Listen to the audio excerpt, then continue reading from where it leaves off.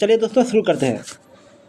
पहला क्वेश्चन है, 15 अगस्त 2025 को भारत के प्रधानमंत्री नरेंद्र मोदी ने राष्ट्रीय सुरक्षा पहल के लिए किस मिशन की घोषणा की है? तो इसका सही आंसर होगा दोस्तों option number A, mission Sudarshan चक्र। चलिए अगला क्वेश्चन है कि पहले अम्मा सम्मान दिवस के अवसर पर नारी अदालत का शुभारंभ किस राज्य में किया गया है? तो इसका सही आंसर होगा ऑप्शन नंबर डी, सिक्किम में। ठीक है, चलिए अगला क्वेश्चन है दोस्तों कि ज्ञानपीठ पुरस्कार 2024 से किससे सम्मानित किया गया है? तो इसका सही आंसर होगा option number B, Vinod Shukla को। चलिए अगला क्वेश्चन है, भारत सरकार द्वारा PME ड्राइव योजना को किस वर्ष तक बढ़ाया गया है? तो इसका सही आंसर होगा ऑप्शन नंबर सी, 2028 तक। चलिए अगला क्वेश्चन है कि अपना घर पहल किस मंत्रालय द्वारा आरंभ की गई है? तो इसका सही आंसर होगा दोस्तों ऑप्शन नंबर ए, पेट्रोलियम और प्राकृतिक गैस मंत्रालय। चलिए अगला क्वेश्चन है कि खाली स्थान वस्त्र मंत्रालय के अंतर्गत आती है? तो इसका सही आंसर होगा दोस्तों ऑप्शन नंबर सी हो जाएगा। ठीक है, अम्बेडकर सोशन इवोनेशन एंड इनक्यूबेशन। ठीक है, चलिए अगला क्वेश्चन है कि 10 अगस्त 2025 को किस राज्य में पूर्वी भारत की पहली AC लोकल ट्रेन की शुरुआत की गई? तो इसका सही आंसर होगा दोस्तों ऑप्शन नंबर सी, पश्चिम बंगाल में। ठीक है, चलिए अगला क्वेश्चन है कि गांधी इरविन समझौते पर किस वर्ष हस्ताक्षर किए गए थे? तो इसका सही आंसर होगा दोस्तों ऑप्शन नंबर सी, 1931 में। चलिए अगला क्वेश्चन है, अंग्रेजों ने अवध पर कब कब्जा कर लिया था? तो इसका सही आंसर होगा ऑप्शन नंबर ए, 1856 में। अगला क्वेश्चन है कि 25वां संघाई सहयोग संगठन सम्मेलन का आयोजन किस देश में किया जाएगा? तो इसका सही आंसर हो जाएगा ऑप्शन नंबर ए, ठीक है, चीन में। चलिए अगला क्वेश्चन है कि निम्नलिखित में से कौन सा संगठन भारत में निर्धनता रेखा का आकलन करने के प्रति दर्श सर्वेक्षण करता है? कौन करता है? तो इसका सही आंसर होगा दोस्तों ऑप्शन नंबर हो जाएगा ए, ठीक है, NSSO। चलिए अगला क्वेश्चन है, निम्नांकित में से कौन सा संगठन अंतर्राष्ट्रीय व्यापार को शासित करता है? तो इसका सही जवाब होगा ऑप्शन नंबर डी, विश्व व्यापार संगठन। चलिए अगला क्वेश्चन है, यदि किसी ध्वनि स्रोत की तीव्रता को 10 गुना बढ़ा दिया जाए तो डेसिबल स्तर में कितनी वृद्धि होगी? तो इसका सही आंसर होगा दोस्तों ऑप्शन नंबर बी हो जाएगा। ठीक है, 20 डेसिबल। चलिए अगला क्वेश्चन है कि पॉलीथीन का निर्माण एथीन के अणुओं के श्रृंखलाबद्ध जुड़ाव से होता है, इस प्रक्रिया को क्या कहा जाता है? तो इसका सही आंसर हो जाएगा ऑप्शन नंबर सी हो जाएगा। ठीक है, बहुलकीकरण।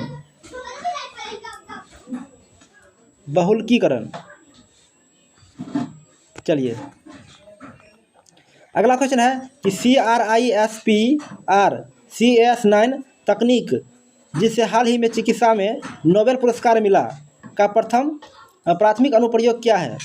तो इसका सही जवाब होगा ऑप्शन नंबर बी,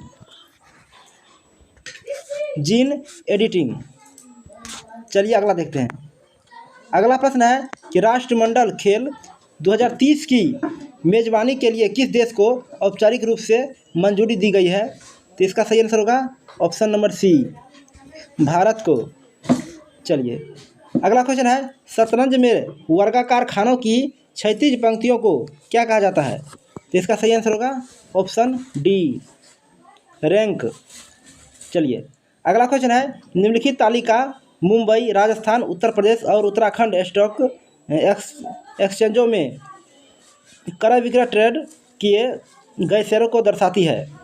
दोस्तों इसको आप लोग ध्यान से पहले पढ़ लीजिए और इसका सही आंसर हो जाएगा आपका बी नंबर हो जाएगा। ठीक है, आप लोग ध्यान से इसको पढ़ लीजिए, राजस्थान होगा। चलिए अगला क्वेश्चन है, एक शहर की जनसंख्या में प्रतिवर्ष 20% की वृद्धि होती है। यदि उसकी वर्तमान जनसंख्या 80 लाख हो तो 3 वर्ष पूर्व की और 2 वर्ष पूर्व की जनसंख्या के बीच का अंतर ज्ञात कीजिए। तो इसका सही आंसर होगा दोस्तों ऑप्शन नंबर डी हो जाएगा। ठीक है, इसको आप लोग सॉल्व कर लीजिए। चलिए अगला प्रश्न है, एक व्यक्ति ने 11,520 में 2 भैंसें खरीदी। एक भैंस को 15% की हानि पर बेचा और दूसरी भैंस को 19% के लाभ पर बेचा। यदि दोनों भैंसों का विक्रय मूल्य बराबर है तो पहली भैंस का क्रय मूल्य ज्ञात कीजिए। तो इसका सही आंसर होगा दोस्तों ऑप्शन नंबर बी हो जाएगा। ठीक है, ऑप्शन बी हो जाएगा 6,720। इसको दोस्तों आप लोग सॉल्व कर लीजिए। चलिए अगला क्वेश्चन है, 2 ट्रेनों ए और बी के बीच की दूरी 800 किलोमीटर है। एक ट्रेन ए से बी तक की दूरी 90 किलोमीटर प्रति घंटा की चाल से तय करती है और 65 किलोमीटर प्रति घंटा की एक समान चाल से ए पर वापस आती है। पूरी यात्रा के दौरान ट्रेन की औसत चाल किलोमीटर में कितनी थी? तो इसका सही आंसर होगा ऑप्शन नंबर बी हो जाएगा। ठीक है, 21 का दोस्तों ऑप्शन बी होगा। आप लोग सॉल्व कर लीजिए। चलिए अगला क्वेश्चन है कि दी गई तालिका का अध्ययन करें और निम्नलिखित प्रश्नों का उत्तर दें। तालिका 1 में 1989 से 1994 तक एक कंपनी द्वारा 5 विभिन्न प्रकार की कारों के उत्पादन को दर्शाया गया है। ध्यान से दोस्तों आप लोग पढ़िए। ठीक है, और इसमें पूछ रहा है कि 1993 में सभी प्रकार के कारों की कुल उत्पादन का 25% भाग किस प्रकार की कार का था? तो इसका सही आंसर होगा दोस्तों ऑप्शन नंबर बी हो जाएगा। ठीक है, एस का। चलिए अगला क्वेश्चन है, यदि 18:24 समानुपात 24:y है तो y का मान क्या है? तो इसका सही आंसर हो जाएगा ऑप्शन नंबर डी हो जाएगा। ठीक है, आप लोग ध्यान से देख लीजिए। चलिए अगला क्वेश्चन है, यदि ब्याज वार्षिक रूप से संयोजित होता है तो चक्रवृद्धि ब्याज की एक निश्चित दर पर कोई धनराशि 12 वर्षों में स्वयं की 2 गुनी हो जाती है तो कितने वर्षों में यह स्वयं की 8 गुनी हो जाएगी? तो इसका सही आंसर होगा दोस्तों ऑप्शन नंबर डी हो जाएगा। ठीक है, 36 वर्षों में। चलिए अगला क्वेश्चन है कि सुनील और गोपाल एक व्यवसाय में साझेदारी है। सुनील 20,000 रुपये 9 महीने के लिए और गोपाल 30,000 रुपये 12 महीने के लिए निवेश करता है। 60,000 रुपये की कुल लाभ में सुनील का हिस्सा ज्ञात कीजिए। तो इसका सही आंसर होगा दोस्तों ऑप्शन नंबर डी हो जाएगा। ठीक है,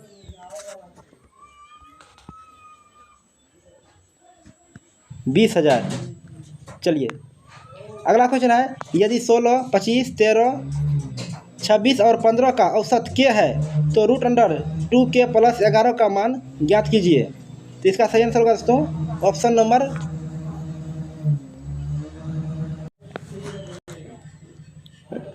डी हो जाएगा। ठीक है, ऑप्शन नंबर डी। चलिए अगला क्वेश्चन है, दिए गए पाई चार्ट में यदि 300 खिलाड़ियों द्वारा 5 अलग अलग खेलों का चयन किया गया हो तो कितने खिलाड़ियों ने बॉक्सिंग का चयन किया है? दोस्तों इस क्वेश्चन को आप लोग ध्यान से देखिए। ठीक है, और उसका जवाब दीजिए। तो इसका सही आंसर दोस्तों हो जाएगा ऑप्शन नंबर सी होगा। ठीक है, 45। चलिए अगला क्वेश्चन है कि कोई धनराशि चक्रवृद्धि ब्याज पर 2 वर्षों में 578 रुपये 40 पैसा और 3 वर्षों में 614 रुपया 55 पैसा हो जाती है तो ब्याज वार्षिक रूप से संयोजित होने की स्थिति में वार्षिक ब्याज की दर क्या होगी? तो इसका सही आंसर होगा दोस्तों ऑप्शन नंबर ए हो जाएगा। ठीक है, इसको दोस्तों आप लोग सॉल्व कर लीजिए, मैथ का क्वेश्चन है। चलिए अगला क्वेश्चन है कि फर्नीचर की 3 वस्तुओं का औसत मूल्य 15,915 है। यदि उनके मूल्यों का अनुपात 3:5:7 है तो सबसे महंगी वस्तु की मूल्य ज्ञात कीजिए। तो इसका सही आंसर हो जाएगा ऑप्शन नंबर बी 22,281। चलिए अगला क्वेश्चन है दोस्तों, अगला क्वेश्चन थोड़ा बड़ा है, इसको हम लोग नहीं पढ़ेंगे। आप लोग दोस्तों पॉज करके पढ़ लीजिए। ठीक है, इसका सही आंसर हो जाएगा ऑप्शन नंबर बी हो जाएगा। ठीक है, हम बता देते हैं, आप लोग बना लीजिए। चलिए अगला क्वेश्चन है कि निम्नलिखित में से कौन सी संख्या दी गई श्रृंखला में प्रश्न चिन्ह को प्रतिस्थापित करेगी? तो इसका सही आंसर होगा दोस्तों ऑप्शन नंबर डी हो जाएगा। ठीक है, 31,250। चलिए 32 नंबर भी क्वेश्चन दोस्तों देखने वाला, ठीक है। आप लोग चित्र को ध्यान से देखिए और उसका जवाब दीजिए। तो 32 का सही आंसर हो जाएगा ऑप्शन नंबर ए हो जाएगा, ठीक है। चलिए 33 में भी दोस्तों चित्र दिया है, आप लोग ध्यान से पढ़ लीजिए और चित्र को ध्यान से देखिए और उसका जवाब दीजिए। तो 33 का आंसर हो जाएगा ऑप्शन नंबर ए, ठीक है। आप लोग ध्यान से देखिए। चलिए उसके बाद कह रहा है यदि प्लस का अर्थ माइनस है, माइनस का अर्थ गुना है और गुना का अर्थ भाग है तो भाग का अर्थ प्लस है, तो दिए गए समीकरण में प्रश्न चिन्ह के स्थान पर क्या आएगा? तो इसका सही आंसर दोस्तों ऑप्शन नंबर ए हो जाएगा, ठीक है। 50 आप लोग सॉल्व कर लीजिए। फिर अगला क्वेश्चन है निम्नलिखित में से कौन सा अक्षर समूह की दी गई श्रृंखला में प्रश्नवाचक चिन्ह को प्रतिस्थापित करेगा? तो इसका सही आंसर होगा दोस्तों ऑप्शन नंबर डी हो जाएगा, ठीक है। 35 का ऑप्शन डी हो जाएगा। चलिए अगला क्वेश्चन है निम्नलिखित में से कौन सा अक्षर समूह प्रश्न चिन्ह का स्थान लेगा और दी गई श्रृंखला को पूरा करेगा? तो इसका सही आंसर होगा दोस्तों ऑप्शन नंबर सी। 36 का दोस्तों ऑप्शन सी हो जाएगा। चलिए अगला क्वेश्चन है कि उस विकल्प का चयन कीजिए जो दिए गए शब्दों के उस सही क्रम को दर्शाता है जिस क्रम में वे अंग्रेजी शब्दकोश में दिखाई देते हैं। तो इसका सही आंसर दोस्तों ऑप्शन नंबर ए हो जाएगा, ठीक है। Option number A. चलिए अगला क्वेश्चन दोस्तों देखिए, लिखा कि अंग्रेजी वर्णमाला क्रम पर आधारित निम्नलिखित 4 अक्षरों समूहों में से किसी 3 निश्चित तरीके से समान है और इस प्रकार का एक समूह बनाते हैं, तो किस अक्षर समूह का संबंध उस समूह से नहीं है? तो इसका आंसर सही होगा दोस्तों ऑप्शन नंबर डी, ठीक है। आप लोग ध्यान से देख लीजिए। अगला क्वेश्चन है कि डेटाबेस में इंडेक्सिंग का मुख्य उद्देश्य क्या है? तो इसका सही आंसर होगा दोस्तों ऑप्शन सी, ठीक है। डेटा को खोजने और पुनः प्राप्त करने की गति को बढ़ाना। चलिए उसके बाद अगला क्वेश्चन है यदि किसी कोड में WORK को XPLS लिखा जाता है तो उसी कोड में LIFE को क्या लिखा जाएगा? तो इसका सही आंसर होगा दोस्तों ऑप्शन ए हो जाएगा MJGF। चलिए अब यहाँ दोस्तों फॉर एरिया कोऑर्डिनेटर के लिए क्वेश्चन है, ठीक है। आप लोग ध्यान से देख लीजिए। चलिए अगला क्वेश्चन है कि ग्रामीण विकास की ऐतिहासिक पृष्ठभूमि और पहले किस विषय से संबंधित है? तो इसका सही आंसर होगा ऑप्शन नंबर डी, उपरोक्त सभी हो जाएगा इसमें, ठीक है। चलिए अगला क्वेश्चन है कि कौन सा अधिनियम ग्रामीण क्षेत्रों में रोजगार की गारंटी देता है? तो इसका सही जवाब होगा ऑप्शन बी, महात्मा गांधी राष्ट्रीय ग्रामीण रोजगार गारंटी अधिनियम। चलिए अगला क्वेश्चन है किस योजना का उद्देश्य ग्रामीण परिवारों के लिए घर उपलब्ध कराना है? तो इसका सही आंसर होगा ऑप्शन नंबर सी।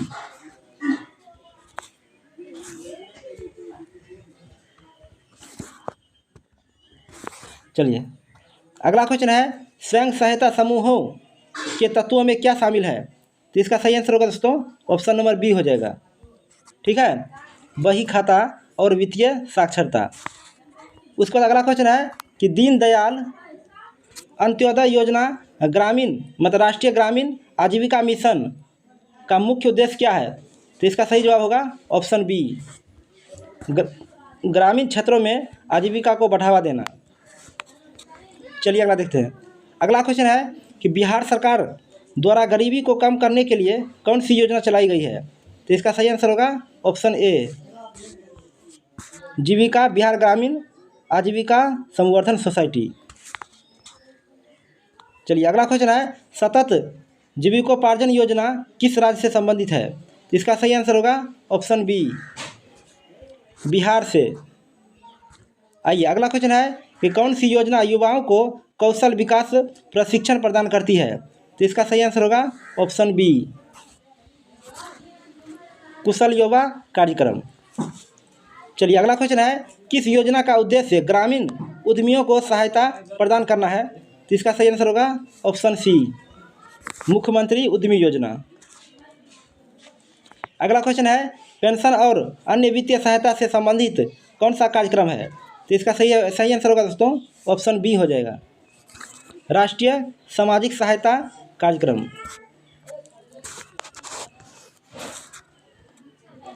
चलिए अगला क्वेश्चन है, स्व सहायता समूहों के लिए बही खाता के तत्वों में क्या शामिल है? तो इसका सही आंसर ऑप्शन ए हो जाएगा, कैशबुक, लेजर, मीटिंग रजिस्टर। चलिए अगला क्वेश्चन है कि पंचायती राज संसाधनों मतलब संस्थानों का क्या कार्य है? तो इसका सही आंसर होगा ऑप्शन बी, विकास में उनकी भूमिका। चलिए अगला क्वेश्चन है कि सहकारी समितियों का महत्व किस लिए है?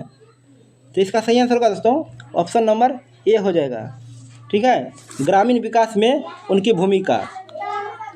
चलिए अगला क्वेश्चन है, किसानों को वित्तीय सहायता प्रदान करने वाली योजना कौन सी है? तो इसका सही आंसर होगा ऑप्शन नंबर सी, दोनों हो जाएगा, ए और बी दोनों। चलिए अगला क्वेश्चन है, तो ग्रामीण क्षेत्रों में किन आजीविका को कृषि आधारित आजीविका माना जाता है? तो इसका सही आंसर होगा दोस्तों ऑप्शन नंबर ए हो जाएगा, ठीक है, कृषि, बागवानी, पशुधन। चलिए अगला प्रश्न है कि गैर कृषि और ऑफ फार्म आजीविका की विशेषता क्या है? तो इसका सही आंसर हो जाएगा ऑप्शन नंबर बी हो जाएगा, ठीक है, उनके पास अपनी विशेषताएं हैं। अगला क्वेश्चन है कि मूल्य श्रृंखला और बाजार संबंधों का क्या महत्व है? तो इसका सही आंसर होगा ऑप्शन नंबर सी, उनकी अपनी विशेषताएं। चलिए अगला क्वेश्चन है कि ग्रामीण अर्थव्यवस्था की विशेषताएं क्या है? तो इसका सही आंसर होगा ऑप्शन नंबर सी।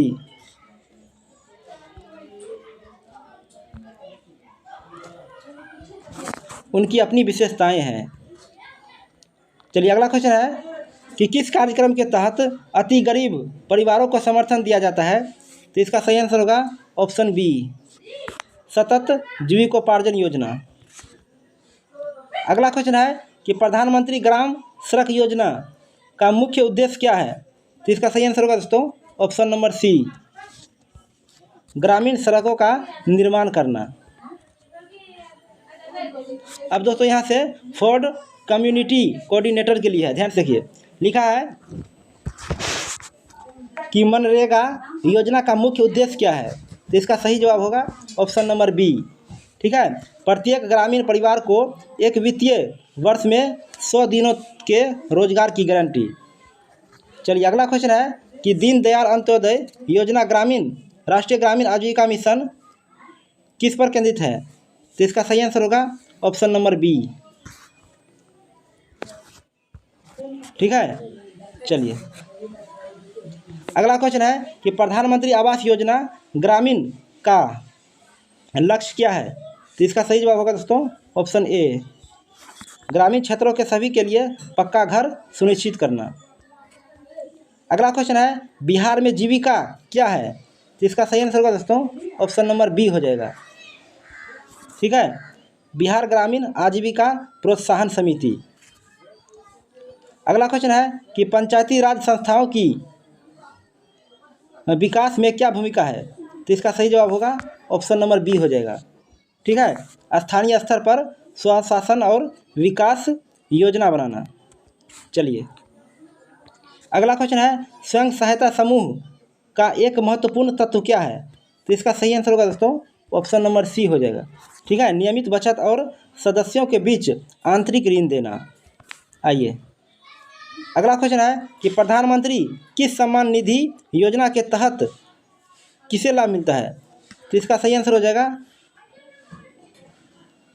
प्रधानमंत्री किसान सम्मान निधि है, तो इसका सही आंसर होगा दोस्तों ऑप्शन नंबर बी, ठीक है, छोटे और सीमांत किसान परिवारों को। चलिए अगला क्वेश्चन है बिहार का कुशल युवा प्रोग्राम किस उद्देश्य से चलाया जा रहा है? तो इसका सही आंसर होगा ऑप्शन नंबर बी, युवाओं को कौशल विकास प्रदान करने के लिए। अगला क्वेश्चन है सतत जीविकोपार्जन योजना किस पर केंद्रित है? तो इसका सही आंसर होगा दोस्तों ऑप्शन नंबर बी, अत्यंत गरीब परिवारों को गरीबी से बाहर निकालने पर। चलिए अगला क्वेश्चन है निम्नलिखित में से कौन एक गैर कृषि आजीविका का उदाहरण है? तो इसका सही आंसर होगा ऑप्शन नंबर सी, एक छोटी किराना दुकान चलाना।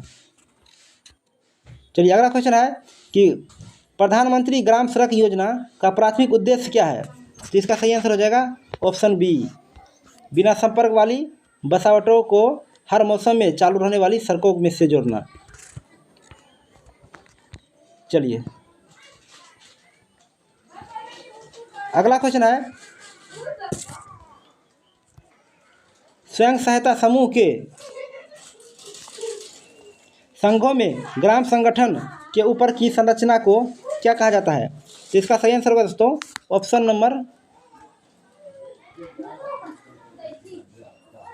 नंबर इसका बी हो जाएगा। ठीक है, एक बार देख लेते दोस्तों, क्वेश्चन छूट तो नहीं गया। हाँ ठीक है, चलिए अगला हम क्वेश्चन देखते हैं कि बिहार में मुख्यमंत्री उद्यमी योजना किसे सहायता प्रदान करता है? तो इसका सही आंसर होगा दोस्तों ऑप्शन नंबर बी हो जाएगा। ठीक है, ग्रामीण उद्यमियों को। चलिए अगला क्वेश्चन है कि राष्ट्रीय सामाजिक सहायता कार्यक्रम क्या प्रदान करता है? तो इसका सही आंसर होगा ऑप्शन सी, बुजुर्गों, विधवाओं और विकलांग व्यक्तियों के लिए पेंशन। चलिए अगला क्वेश्चन है कि एसएचजी बैंक लिंकेज क्यों महत्वपूर्ण है? तो इसका सही आंसर हो जाएगा ऑप्शन नंबर बी, समूहों को औपचारिक बैंकिंग प्रणाली से ऋण प्राप्त करने में सक्षम बनाने के लिए।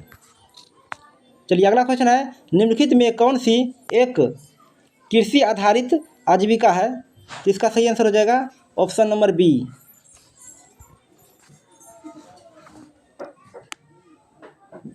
पशुधन पालन। चलिए अगला क्वेश्चन है कि ग्रामीण अर्थव्यवस्था की मुख्य विशेषता क्या है? तो इसका सही आंसर होगा ऑप्शन नंबर सी, कृषि और संबंधित गतिविधियों पर निर्भरता। आइए अगला क्वेश्चन है कि जीविका का मॉडल मुख्य रूप से किस पर आधारित है? तो इसका सही आंसर होगा ऑप्शन नंबर सी, सामुदायिक संस्थान जैसे स्वयं सहायता समूह। ठीक है, चलिए अगला क्वेश्चन है कि DAYNRMLLM का पूरा नाम क्या है? तो इसका सही आंसर होगा दोस्तों ऑप्शन नंबर बी हो जाएगा। ठीक है, दीनदयाल अंत्योदय योजना, नेशनल रूरल लाइवलीहुड्स मिशन। चलिए अगला क्वेश्चन है तो मुख्यमंत्री आवास योजना ग्रामीण बिहार में किसे लक्षित करती है? तो इसका सही आंसर हो जाएगा ऑप्शन नंबर सी, ठीक है, बीपीएल परिवारों को जो PMAY के अंतर्गत नहीं आते हैं। चलिए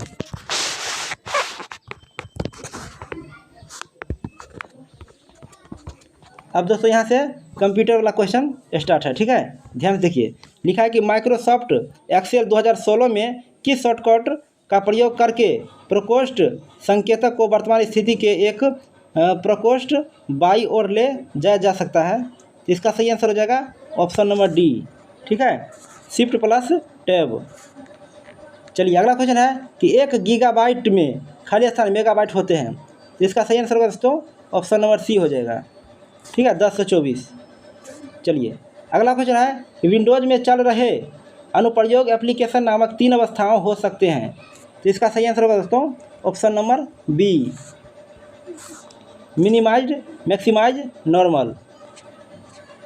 चलिए अगला क्वेश्चन है जब आप विंडोज़ 7 में एक फ़ाइल को एक फ़ोल्डर में कॉपी करते हैं जिसमें पहले से ही एक ही नाम वाली फ़ाइल होती है तो निम्न में से कौन सा विकल्प प्रदर्शित नहीं होता है? तो इसका सही आंसर होगा ऑप्शन नंबर डी।